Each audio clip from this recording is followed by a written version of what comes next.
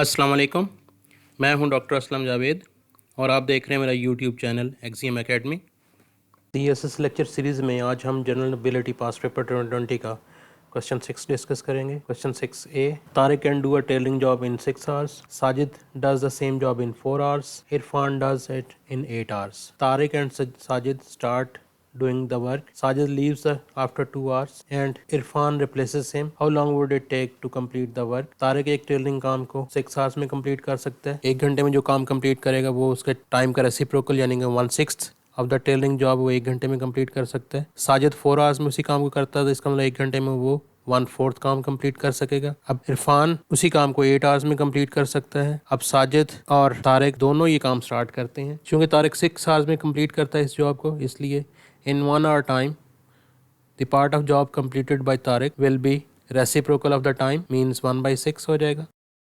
in 1 hour time job completed by Tariq, ये उसके total time का रेसिप्रोकल यानी कि 1/6। सिमिलरली साजिद जो है वो 4 hours में इस जॉब को कंप्लीट करता है। 1 घंटे में उसके टाइम का रेसिप्रोकल यानी कि 4 का रेसिप्रोकल ले लेंगे 1/4। So in 1 hour time job completed by Sajid equals to reciprocal of its total time यानी कि 1/4। अब चूंकि दोनों ने काम स्टार्ट किया है तारिक और साजिद ने, इन 1 hour job completed by Tariq and Sajid, दोनों चूंकि मिलकर स्टार्ट करते हैं लिहाजा दोनों 1 घंटे में कितना काम करेंगे, तो इनके दोनों का जो इन 1 hour time job completed by Tariq and Sajid, तो इनका जो यूनिट टाइम का जॉब कंप्लीशन है उसको ऐड कर देंगे, मीन्स 1/6 प्लस 1/4 दोनों को ऐड कर दिया। इसका एलसीएम लेके इसको सिंप्लीफाई कर लेंगे, ऐड कर लेंगे, 12 एलसीएम आ जाएगा। तो ये आ जाएगा 2 + 3 मीन्स 5/12। 5/12 पार्ट जो है वो 1 घंटे में दोनों मिलकर उसको काम को कंप्लीट कर सकते हैं। Tariq and Sajid start doing the work after 2 hours Sajid leave. अब हमने देखना कि 1 घंटे में ये इतना काम करते हैं, 2 घंटे में ये कितना काम कंप्लीट कर लेंगे साजिद एंड तारिक मिलकर। क्योंकि 2 घंटे के बाद साजिद छोड़ के चला जाता है तो हम 2 hours में जो काम दोनों वो कंप्लीट करेंगे उसे हम कैलकुलेट कर लेते हैं। 1 hour का टाइम है 5/12। 2 hours में कितना टाइम वो कंप्लीट करेंगे, हम इसको 2 से मल्टीप्लाई कर देंगे यानी कि इस काम का इस डबल हो जाएगा। इन 2 hours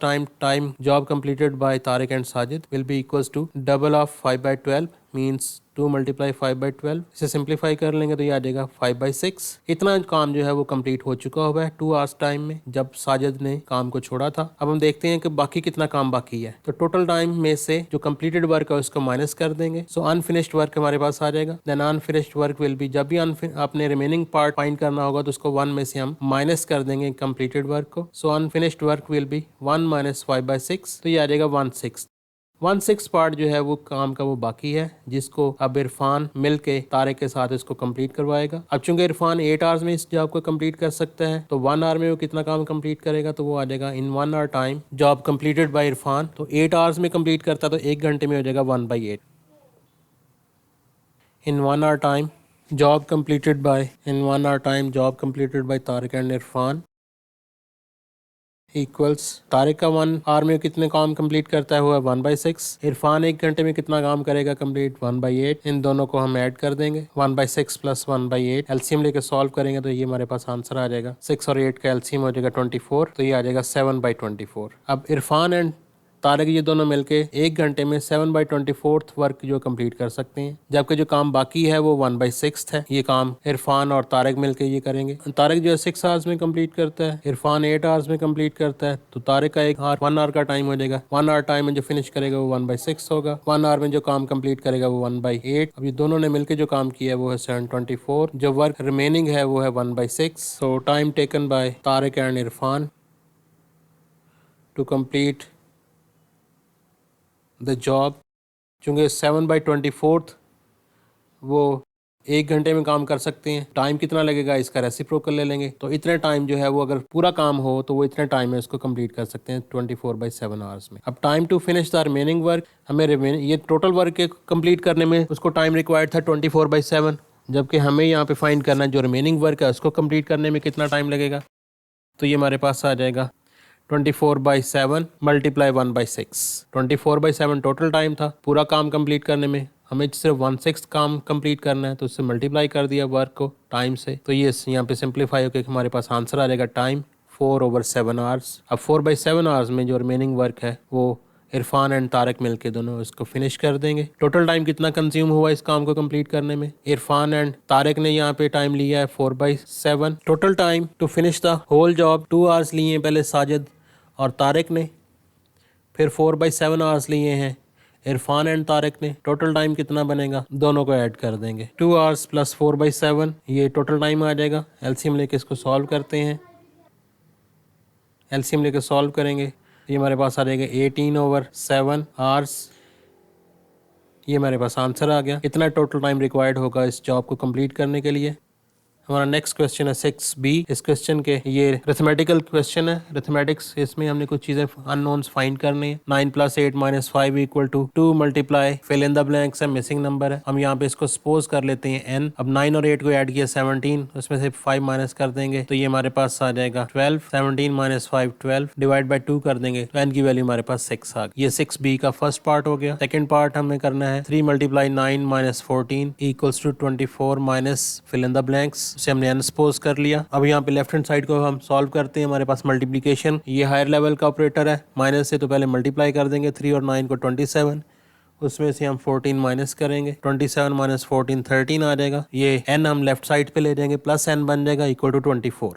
n फाइंड करना है तो 24 में से 13 माइनस कर दिया, हमारे पास ये n मिसिंग नंबर जो आ गया 11। Third part 15 divide by 3 multiply 12 = 41 plus n। तो पहले यहाँ पे हम मल्टीप्लिकेशन एंड डिवीजन दो ऑपरेटर्स आ रहे हैं तो पहले हम डिवाइड कर देंगे। 15 को 3 पे डिवाइड किया 5 आ गया। Multiply 12 = 41 plus n। अब 12 को 5 से मल्टीप्लाई करेंगे 60 हो जाएगा। 60 में = 41 प्लस n। n फाइंड करने के लिए 41 को हम 60 में से माइनस कर देंगे। n = 60 - 41, answer will be 19। Fourth part 24 divide by 4 plus 5 = 66 divide by fill in the blanks, उसे हमने n सपोज कर लिया। 24 को 4 पे डिवाइड करेंगे 6 आ जाएगा, plus 5 = 66 divide by n। 66 divide by n है तो n को हम यहाँ पे डिवीजन की फॉर्म में लिख लेंगे, फ्रैक्शन की फॉर्म में, तो ये बन जाएगा 66/n। 6 + 5 11 हो गया। क्रॉस मल्टीप्लाई कर देंगे यहाँ पर 11n = 66 और n फाइंड करने के लिए 11 पे डिवाइड कर दिया। 66 डिवाइड बाई 11 तो आंसर आ जाएगा हमारे पास 6।